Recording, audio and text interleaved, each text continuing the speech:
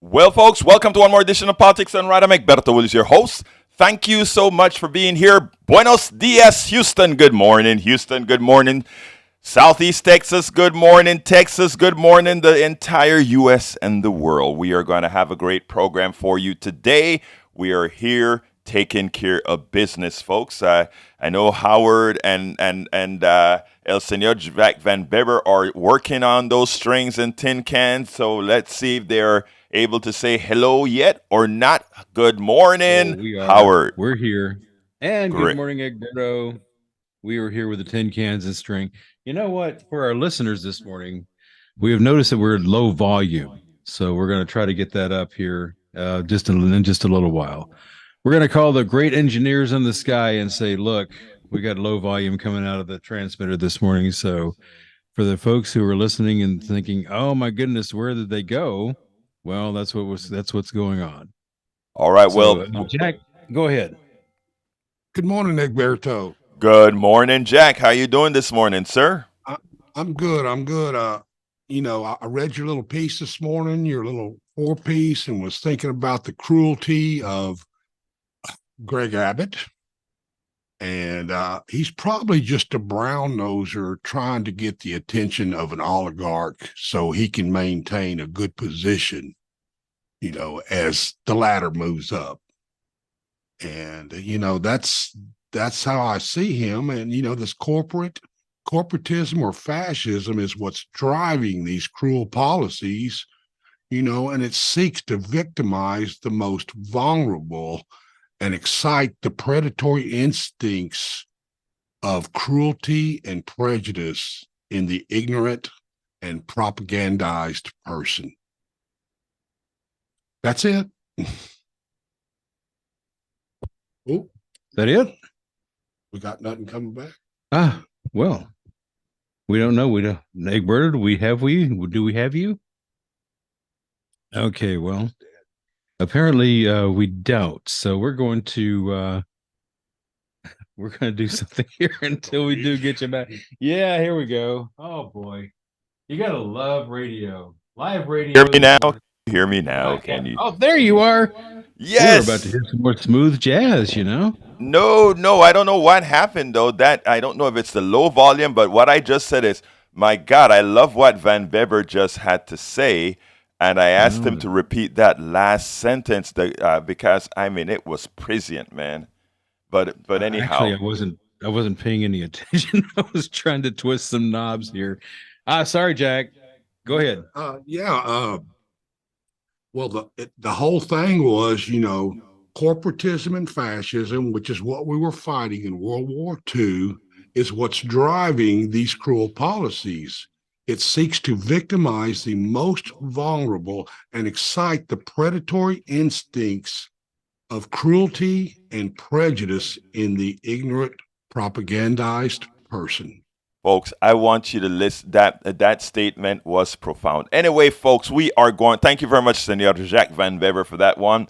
Anyway, folks, we are going to have a great program for you today. We make sure to do the work for you. Anyhow, the title of the show today, if I can get to it, is Texas Border Shame. Also, we brought on board, I met him in person, the executive director of Social Security Works. We'll talk why Medicare Advantage must die. And Gen Z, a Gen Zer that I watched grow up going to Netroots Nation year after year after year. She's no longer she's no longer a teenager, meaning a 15-year-old that I met 10 years ago or more. She's now a college graduate. She's a counselor and everybody. And I wanted her to have a word as far that the youth can hear that says, why am I here at a convention, a political convention that's trying to give solutions? Listening to young ladies like her, young people like her, gives me hope. I don't like the word hope, but in this case, I have great hope in those who follow us. And you know what? I think those who follow us are going to do just fine. Anyhow, folks, so those are 3 topics: a shameful Governor Abbott and his cabal take cruelty to another level. Here is why Medicare Advantage must die. And Gen Z's like Ali Thome gives me hope. All right. Before I get started, I want to remind you that you can get to us simply by going to 90.1 FM Houston, but you can also download the TuneIn program on either your Android store or your Apple store and search for KPFT. And guess what? You can listen to us on air, or rather on your phone from the TuneIn app. Alternatively, you can go to kpft.org. Again, that is kpft.org, and click on that listen button. You can hear us on the internet, or you can watch us. Yes, you can watch us at Facebook.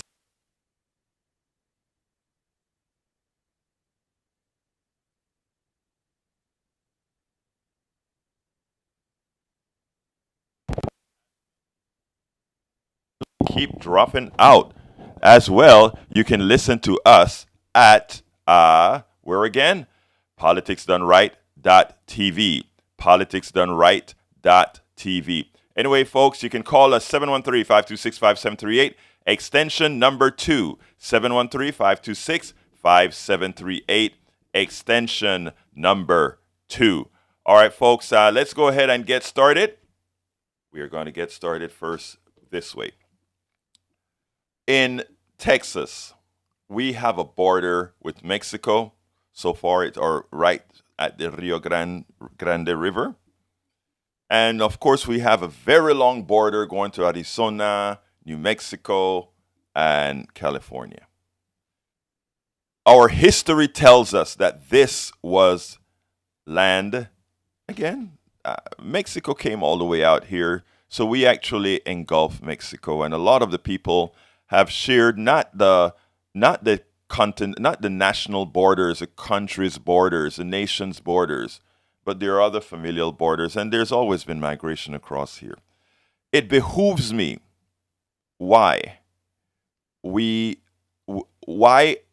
people that came over here from another land and did things to those in this land can be so cruel at the border. It behooves me. But anyway, let me just go ahead and point out what's happening right now. Exclusive. This was from the Houston Chronicle. Texas troopers told to push children into the Rio Grande, deny water to migrants, records say. And it says, officers working for Governor Greg Abbott. And who is Governor Greg Abbott? That great conservative Christian who loves people, who says he can do no wrong, who, in as much as he got hurt from a fallen tree in a wheelchair and made a killing as he sued that organization that he held liable, decided that anybody else after Greg Abbott who may have gotten hurt will not have the same options he had for recompense for a suit. This is a Greg Abbott. So Greg Abbott's evil didn't start with just those brown peoples coming over from the border. It didn't start there. Greg Abbott isn't just evil to people who don't look like him, in as much as he's married to someone who doesn't look like him. That's why when people say, I have a friend, I have a friend like this or I have a friend like that, it means nothing. What it means is, how do you treat others? What it means is, how do you love others? Well, Greg Abbott never loved anybody. Because Greg Abbott, I'm off the border subject for a while here. Greg Abbott denied Texans who get hurt the same kind of financial benefits that he got when he got hurt, that he fought for when he got hurt. That's the type of person we're talking about. Greg Abbott is the one who looked at the $30 billion surplus that Texas had, knowing that we have a failed education system. Never thought twice about saying, you know what, let's go ahead and start, now that we have this windfall, use it responsibly to fix school, hire teachers, make Make that institution where our kids spend at least 33% of their time, our most important resource, spend most of their time, a lot of their time. Let's fix that and make it humane. Let's fix it and make it work for them. Instead of having out of state people educated coming into state and taking the higher price jobs. He doesn't care enough. Well, if he doesn't care about these, our great, beautiful Texans, can he really care about those people coming over the border? No. Well, continuing. Officers working for Greg Abbott's border security initiative have been ordered to push small children and nursing babies back into the Rio Grande and have been told not to give water to asylum seekers even in extreme heat, according to an email from a Department of Public Safety trooper who described the actions as inhumane. The July 3rd account reviewed by Hearst newspapers discloses several previously unreported incidents the trooper witnessed in Eagle Pass, where the state of Texas has strung miles of razor wire and deployed a wall of buoys in the Rio Grande. Think about that. We don't want them here. And if they decide to try to come over, we have wires under the water. Some of them not over the water line. You try to get in here, we're going to slice your flesh. You're going to bleed into that Rio Grande. You're going to bleed. According to the email, a pregnant woman having a miscarriage was found late last month caught in the wire, double over in pain. A 4-year-old girl passed out from heat exhaustion after she tried to go through it and was pushed back by Texas National Guard soldiers. A teenager broke his leg trying to navigate the water around the wire and had to be carried by his father. The email which the trooper sent to superiors suggests that Texas has set traps of razor wire wrapped barrels in parts of the river with higher water and low visibility. And it says the wire has increased the risk of drowning by forcing migrants into deeper stretches of the river. Die, folks, die. You're not even human. We don't care. That from the group whose original sin was already these guys. The trooper called for a series of rigorous policy changes to improve safety for migrants, including removing the barrels and revoking the directive on withholding water. In other words, they have a rule. You got to give these folks water. You've got to be humane. You got to think of them as human beings. Due to the extreme heat, the order or not give people water needs to be immediately reversed as well, the trooper wrote later, adding, I believe we have stepped over the line into the inhumane. You think? Do you think? Again, people like DeSantis, but here's a bigger question. I have to ask my brothers and sisters, and I look, I really want the answer. I honestly want the answer to anyone who can call in and tell me the answer. Because look, I have nothing against Republicans. I have nothing against Democrats. I have nothing against anarchists. I have nothing against centrists or whatever. I just care about what makes lives better for other people, and we debate what's best, etc., etc. But how do you possibly support? And please explain to me, because when let me be frank. I wasn't paying a lot of detail to this story on the border. You know, the border is a story that I know the Republican leaders have used as a catalyst to entice people's hate, to rile people's carnality up. I understand that. So for the most part, I've been just listening to it as white noise. In other words, just noise, that noise. And I haven't been really paying attention to it. But I got a call from Steve Hunter from Utah. And Steve said, hey, man, have you been covering that border thing? You know anybody that? And I'm like, not really, but I kind of heard a little glance on, he's misbehaving again. Abbott is misbehaving again. But I didn't kind of follow it in detail. So I went ahead and started reading. And I said, oh my God, how can another human being be this way with other human beings? And, I cut one of the videos that I was going to do today and said, no, we got to cover this subject. Because I have the question to my Republican brothers and sisters, honestly, and this is not a judgment, this is a wanting a learning experience. How can you not see the inhumanity in DeSantis, Trump, and Abbott?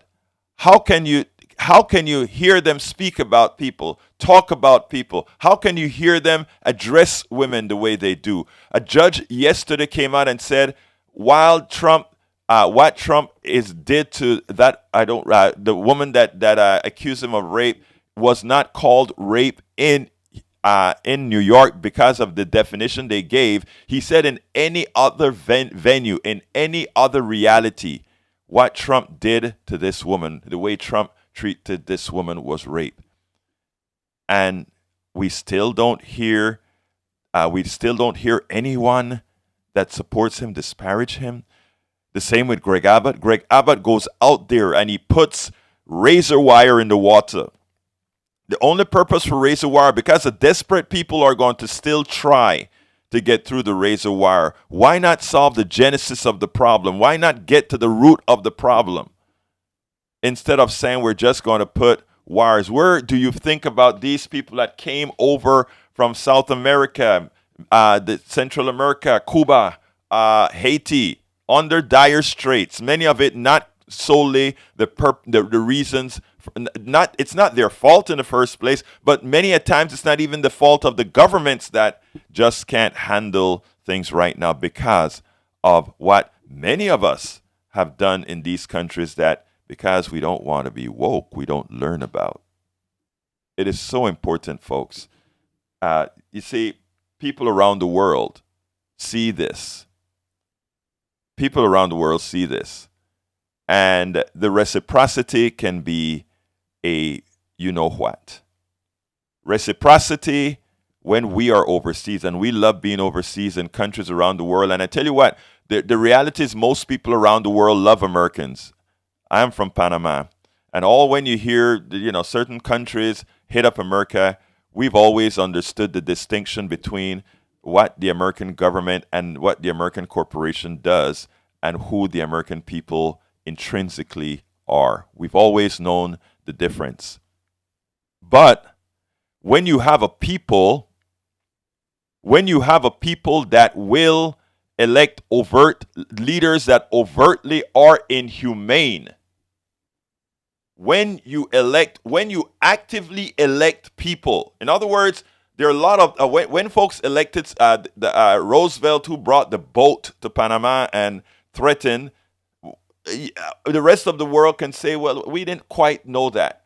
When you elect a president who invaded a Panama or Nicaragua or Santo Domingo, but you don't know, they told you a story, a believable story that was plausible, you can't blame the population because, yes, the population was snowed.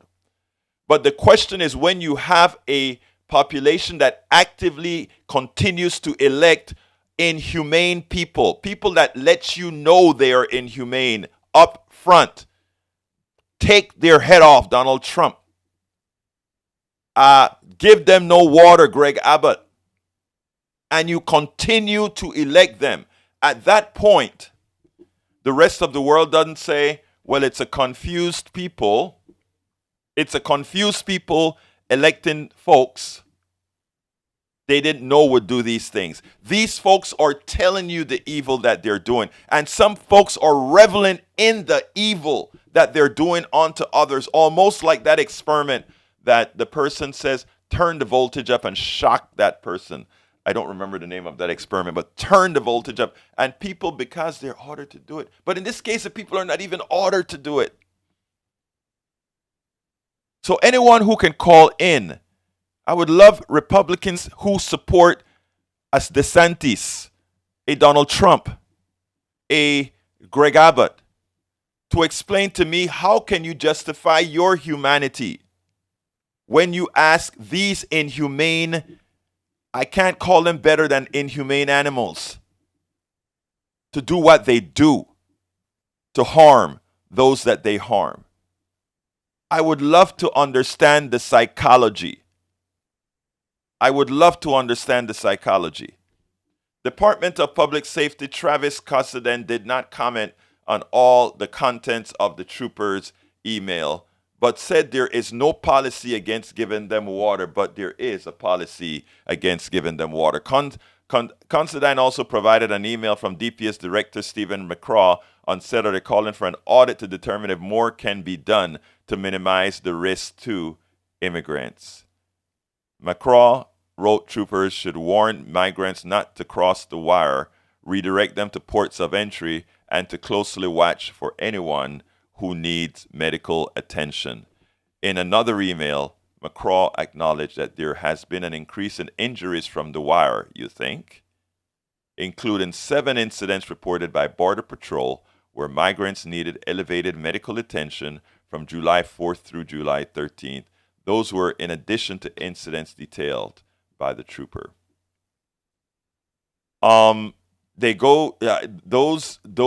was a time when the moral majority wanted to make believe that they were the morality of our country, that they represented our country. It is in our country's best interest that America's morality is not defined by those who claim to be the moral ones, the ones who have elected all those who continue their immoral deeds. 713-526-5738, extension number 2. You will get on air right away. 713-526-5738. Before I go ahead and play Alex Lawson from Social Security Works, let me jump to the studio to talk to my 2 brothers out there, El Senor Jack Van Beber and Howard Reynolds. Howard, what's your thought about the border? Well, Howard's engaged in trying to get the signal out. We're not really putting out transmitting right now, and he's working on it. Okay. This is a great topic. I mean, this is a great talk. It goes to the heart of what's going on, and just the cruelty just amazes me that people can be that cruel. I hear you, man. Hey, Jack, is the signal going to the transmitter just low, or is it without a signal right now? It's not even bouncing right now. Oh, nothing. Okay. I see. Well, folks, I hope folks know to go to the internet and listen on the internet as Howard gets the magic to the transmitter fixed, because that's what it's going to take. But folks, the phones are working, correct? Yes. All right, great. Folks, you can always give us a call on the phone, 713-526-5738. Again, that number is 713-526-5738. Go ahead and give us a call if you have the wherewithal to do so. 713-526-5738. What I'm going to go do now is I'm going to play, before I play the Social Security Works, given that we don't have full signal here, I'm going to play a shorter clip from our friend Ali Thome, and we'll then take it on the other side. Let's go ahead and get that going right this minute. Welcome to Politics Done Right at Netroots Nation 2023. And who do I have the honor to sit with? The one and only Ali Thome. But Ali, I met you when you were a little girl coming with mom and dad to Netroots. And I tell you something, to watch you grow up and become who you've become, it's great. Why don't you tell me about your Netroots and experience from the time you started coming out here? So this is my 10-year anniversary of coming to Netroots. So the first time I came, I was 15, but my parents have been attending Netroots since the very first one. So I think they've both got their 15-year buttons on. Yes. So I grew up so excited for the time when I finally felt like I'd be ready to go and enjoy and have fun. And I just immediately jumped into volunteering because that's what my parents love to do too. But you know what is interesting, Ali? You've been named the mayor of Town Hall this year, correct? The deputy mayor. The deputy I'm mayor. second in command to The the second in wonderful Linda Lee, who runs this whole shebang in here. But let me tell you why. I think once before you were like sort of a leader on the floor a few years ago. What were you then? I was the deputy mayor then, so I'm always second in command to Linda, but Well, it's still a very fine title. But it's not only a fine title, it's an important title because everybody knows you and you go around and you keep these things running just fine. Absolutely. Now, I'm glad that you spoke about your parents' volunteerism because what I think I want to impart to a whole lot of folks that are watching us right now is that parents matter and how you are reared matter. And for you to have seen, well, I tell you what, don't let me answer that. You saw parents who did things. What did that mean to you? I mean, it meant so much. My parents were so involved with not only like watching the events, but helping to put it together. And I mean, they always made sure to remind me that this entire convention is put together by 4 paid staff. Everybody else is volunteers. And I think that's really incredible that we've got 3,000 people here between like in person and remote. That is incredible, and it's all done with the help, or a lot of it is done with the help of volunteers.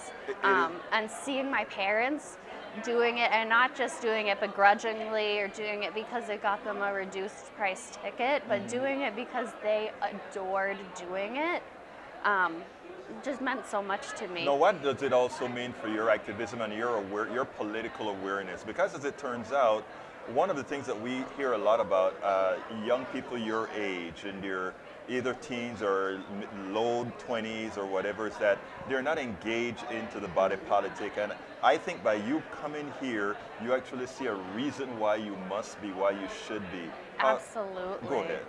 I mean, I'm always surprised by the number of young people that I do see here. But yeah, I think a lot of people in my generation are either like disillusioned by the political system. They see the like struggles that we've had the past couple of years, the struggles that we have, even though we have like a Democrat in the White House. Yeah.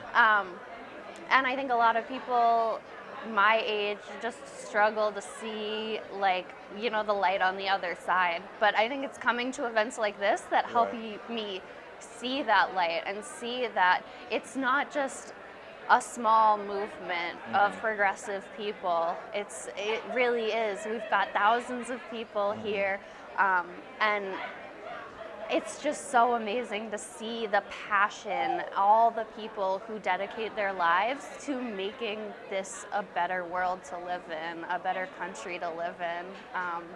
It gives me the motivation to keep going, to vote, to be involved in like local elections, to get like loved ones involved. So I mean, I feel like this really gives me like the confidence I need to go out into the greater world and sort of spread that optimism and that belief. And you know, the idea that we can't do this alone. It's a group effort, you know? And seeing so many people come together for a common goal, it's inspiring. Well, let me tell you what is inspiring for me. What is inspiring for me is when I see young people like yourself not only jump and take the baton, because, you know, we're getting old, man. We're getting old, you know. We can't keep doing this stuff.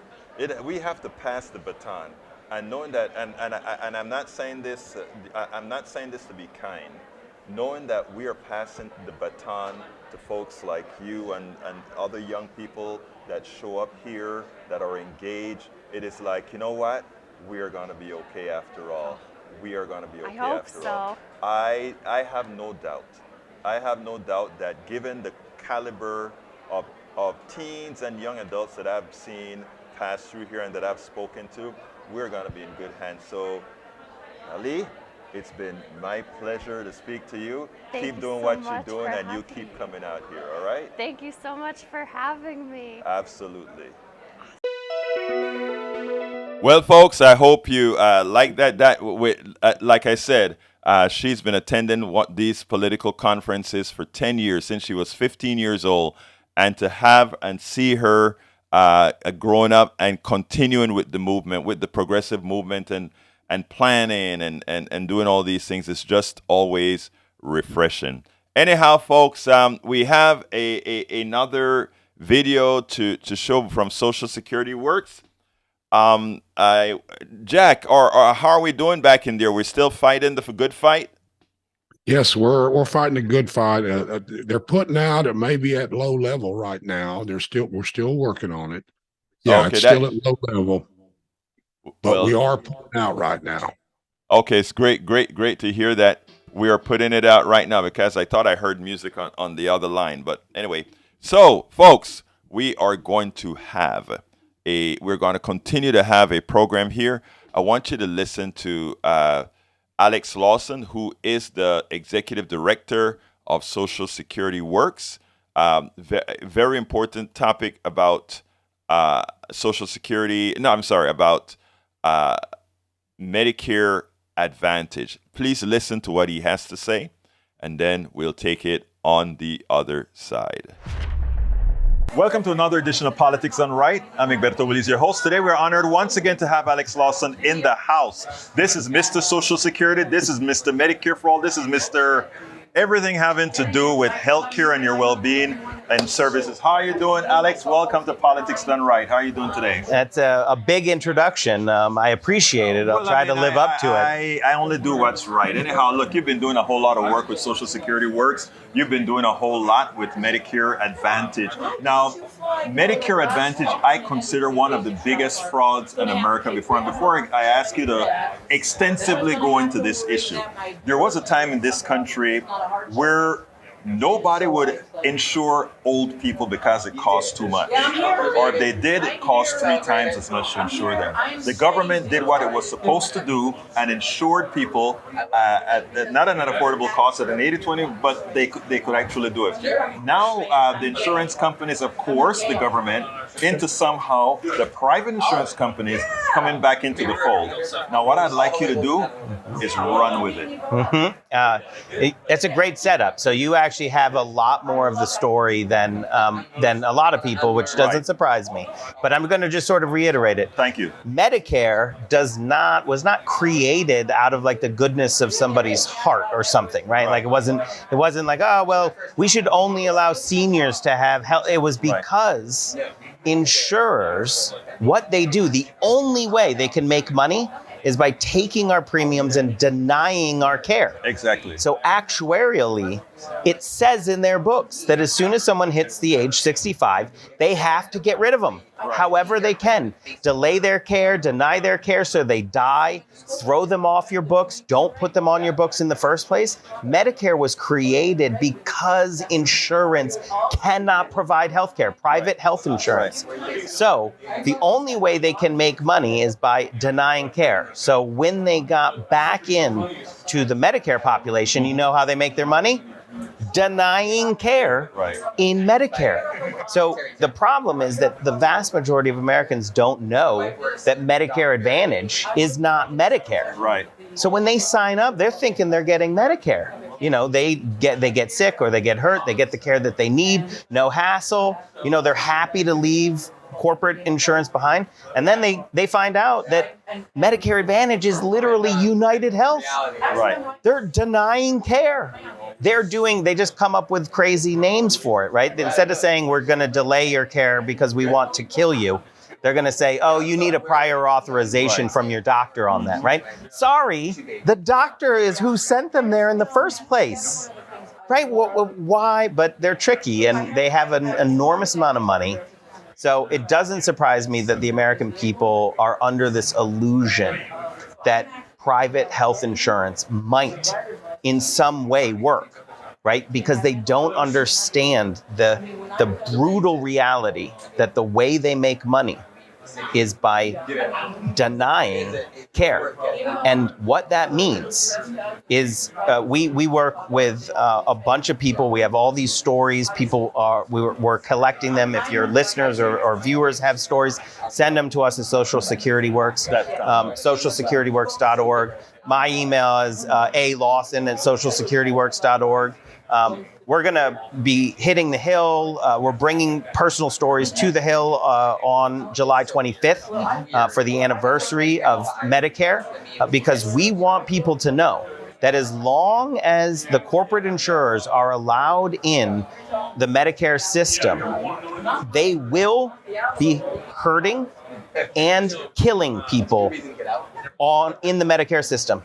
I want to just say that again. It's 100% certain that through delays and denials, they will hurt and kill people by preventing them from getting the care they need. What I want to put out here, which is very important, is the following. At one time, we were trying to get Medicare, true Medicare, to give dental and to give other forms that Medicare Advantage uses to Vision, coerce, dental. Mm-hmm. right, to coerce people into their product. And secondly, I think it's important to note that the people who administer Medicare Advantage cost more than standard Medicare, yet the government continues to do it because of corruption is really what it is. Wait, you know how much more? So my favorite thing. I understand that it was 20%. Yes. See, I don't even know why I come on your show. But let me tell you why you come onto the show, because there is a reason. It's not enough for one person to regurgitate data. It's important for there to be corroboration of everybody's data. It's true. And I need to come on because I need truth tellers like you, and you have to be armed with the facts. 120%. That's what we overpay. Right. United Health. Right. The one that everyone hates, the largest corporate insurer in the country. They're the largest corporate insurer in Medicare Advantage. Exactly. We pay them $1.20 for every $1 that goes to traditional, original, or what I call actual Medicare. Right. And in actual Medicare, at 100%, you know how many delays and denials there are? Yeah. And that's the reason why, is because you don't have to ask for permission to get the care that you need. You get it the permission comes from your doctor. And he's a licensed doctor. And all the crazy thing is that somehow the belief that you could have the doctor, the patient, and then some corporate bureaucrat in between, and that would make things better.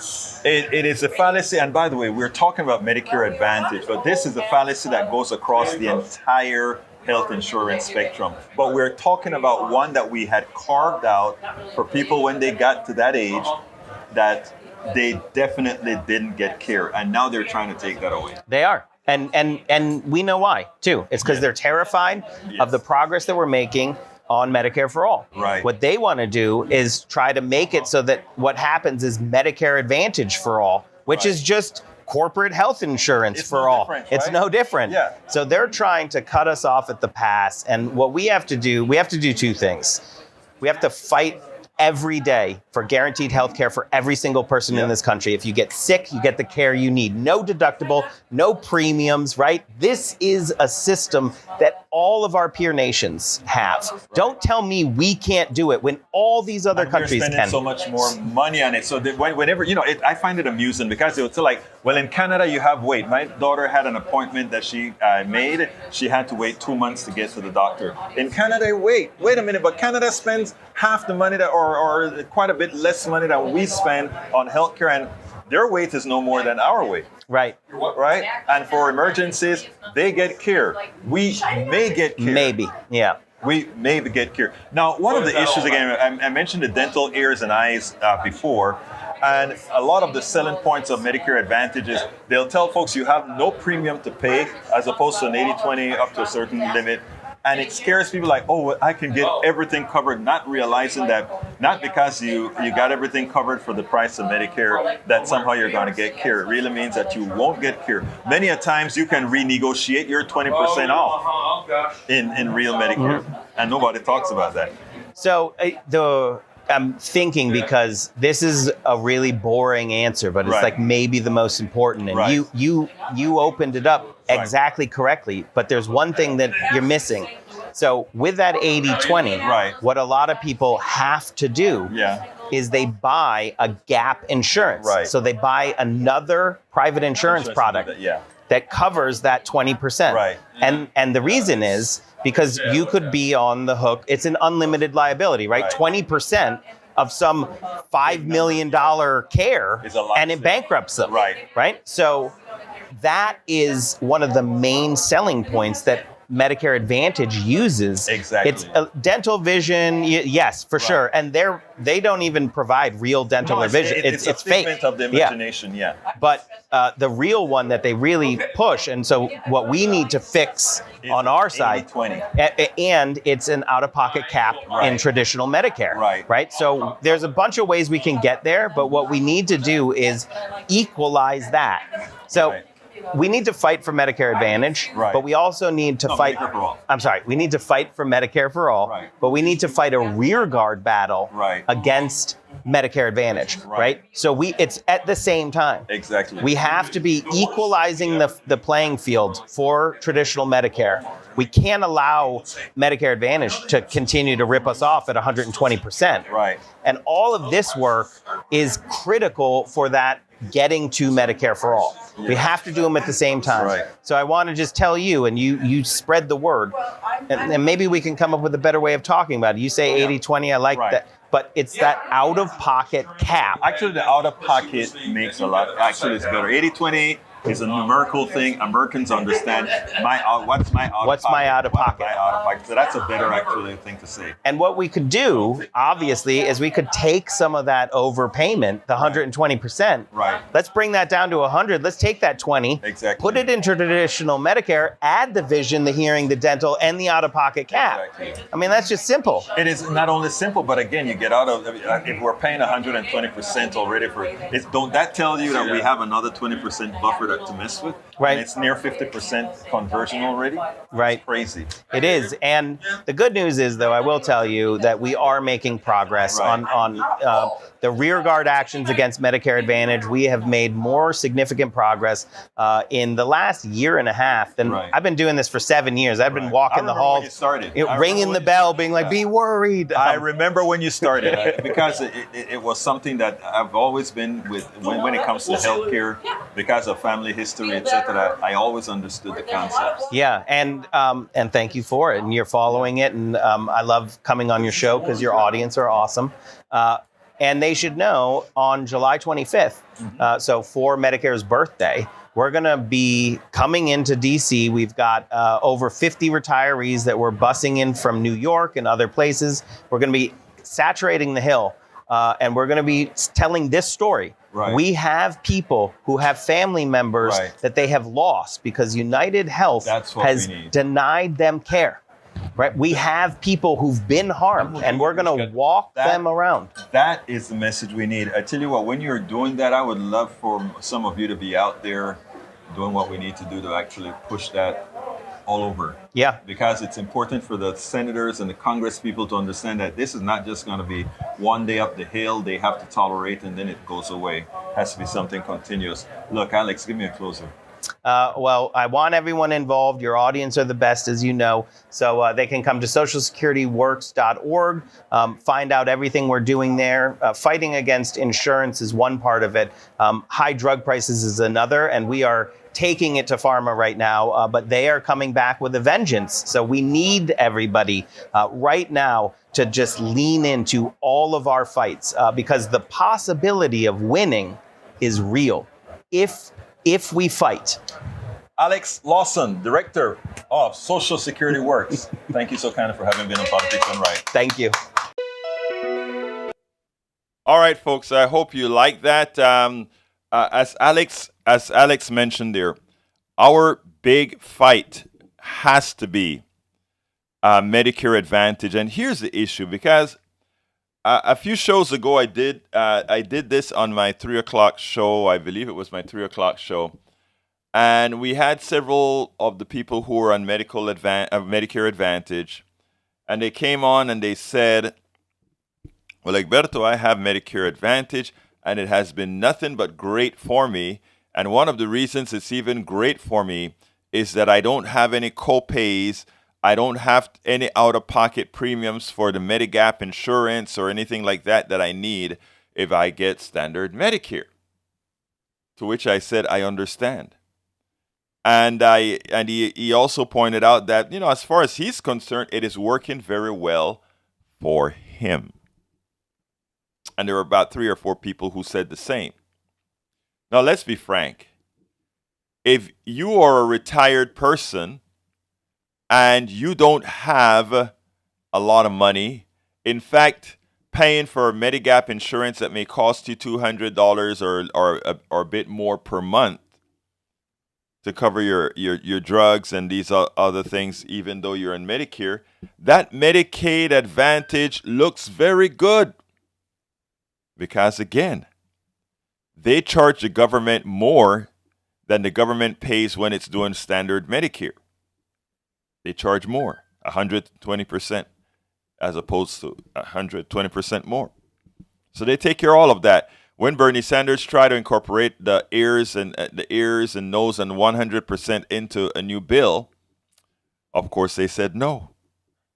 Too many of the people owned by the drug industry, the pharmaceuticals, and the healthcare industry. So they didn't want to do it because they want these private insurance to remain in power and skimming your money for a profit.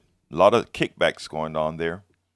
So yes, to those friends and listeners who have Medicare Advantage that it's working for you now, I want you to recall something or know something.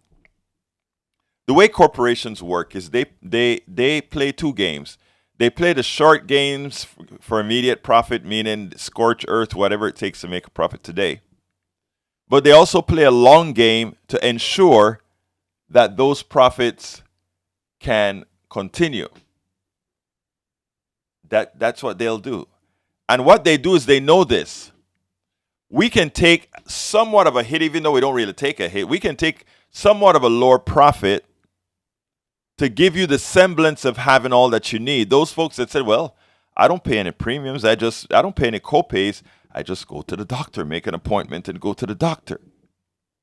Ultimately, if a private insurance company controls your Medicare, your health care, not your Medicare, your health care, when you start to cut into their profits, what they will do, what they've always done in private insurance, even now, is they will find a way to cut their cost, and cutting their costs, then what happens?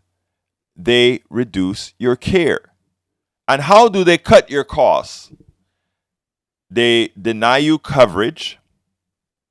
They delay when you can actually see a doctor with the expectation that just maybe you'll die. Good morning, Mr. Paul Fleming. Good morning, Eric Hayes. Again, if we are short-sighted and we allow these corporations to come into the private, use the private space to come and take over Medicare, when the profits starts to dwindle, and when enough people are on standard or on Medicare Advantage, at that point, you have no recourse. And that is what too many don't understand. So here's what I tell folks. This is where we need martyrs. I understand those who have to take Medicare Advantage because they just can't handle a Medigap. It's just less expensive for them. For sure, you will, if you develop certain types of cancers, if you develop certain ailments, understand first of all that you will be underserved. That's number one. But for those, but if that's all you can afford, that's all you can get, I understand. I understand. If that's all, it's better than nothing. But for those who can afford to be on Medicare, standard Medicare, not Medicare Advantage that ultimately rips you off, please leave. It seems like we're back up on air now. Although I still hear music on the channel, but here's the thing: if you do have the wherewithal, you need to be on standard Medicare. You need to be the martyr, not just looking for the cheaper thing ultimately, because it will ultimately bring our system down. It is hard. It is very hard when a corporation can give you the semblance of doing right by you, and you're not going in detail and figuring out, well, what happens 2 years down the road. I understand it's hard, but it's something, folks, that we need to do, something that we must do. So if you have the ability to go with standard Medicare, don't risk your life on that private corporation. Don't put your hands into the hands of those whose only loyalty is to the shareholders and the exec who run the companies. Look at the amount of money they make, as opposed to the government who you elect and put in place, and you also have the wherewithal or the ability to remove. This is not a game at all, and I wish more of us would understand exactly what's going on here with Medicare Advantage, as Alex Lawson from Social Security pointed out. So here's the other thing that I want to tell folks. We had some issues with on air with the show today. What I'd like you to do is go to politicsdoneright.com. Or rather, you can watch it live as well as politicsdoneright.com/TV. But if you need to see the actual show itself, you can go to either facebook.com/KPFT Houston or to watch it again. Go ahead, Brian. Come on in. I think we had something to go over from yesterday. Come on in, Brian. Yeah, I'd like to talk about the development of communism and as far as thought and reaction. Sure, go ahead, sir. Yeah, do you remember the 1989 Tiananmen Square massacre?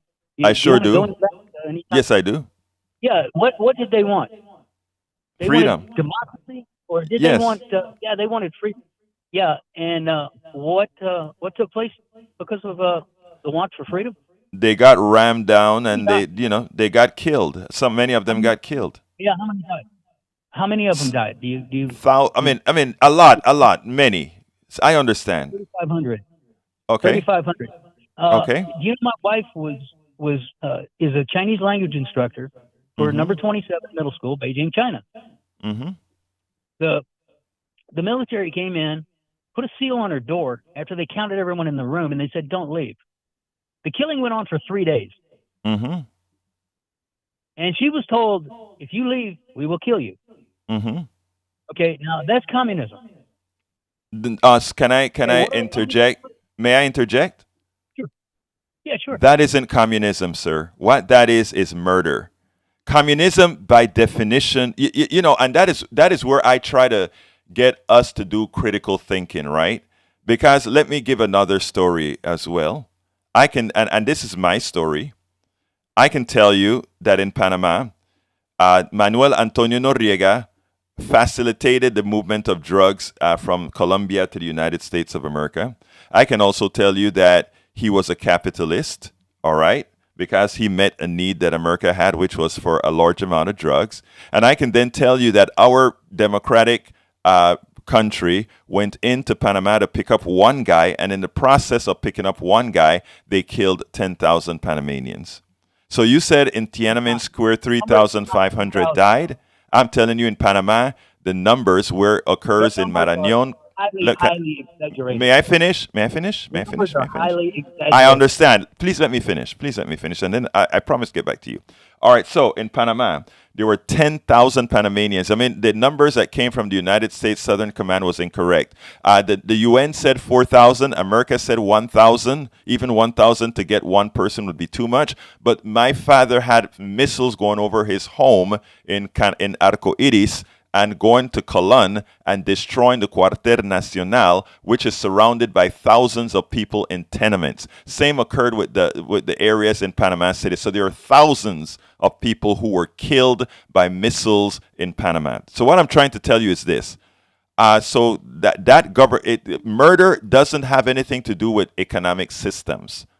And that's where I'm trying to get you to bifurcate yourself. We, as a democratic America, as well, if we look at our history, we have killed a whole lot more people. Go ahead, my friend. Okay, what is communism doing now in China? Back to the Belt and Road Initiative, right? Yes. What country is building another canal across what country? China is going through Nicaragua and using Lago Managua and Lago Nicaragua, of course. But what I'm saying, sir, is you're not making the point. The point is this: nothing that you said has anything to do with communism. It has everything to do with imperialism, something that we as well practice. And what I'm saying is, what I wish we would do as a society is not let the corporate state control our thinking. Because you are correct that all those things that you said were bad, sir. You're rambling. You're rambling. You're repeating a non. No, I'm not. I'm telling you facts, sir, my friend. These are facts, sir. It's not fact. What did I say that was incorrect? Well, first off, the amount of people that died. Okay, let's say 4,000 died. So what's not a fact? Okay, my original point is communism, not how many people died in. But my friend, your stuff is communism is bad because it kills. I showed you that communism, it's not communism that kills, it's murder. It's Americans went all over the world and they do a lot of killing as well, sir. What's the difference? And China didn't invade Tibet in 1956? Yes, they did. And didn't we invade Panama and Grenada and all these other places as well? Didn't we invade Nicorno, these other places? I mean, what's the difference, sir? There's a big difference. What is it? What was the original cause of the United States going into Panama? Because of one person. One person supposedly He was a drug dealer, correct? I got to go, sir, but we had problems with the radio. We're going to finish this tomorrow. I promise you that. We're going to finish this tomorrow.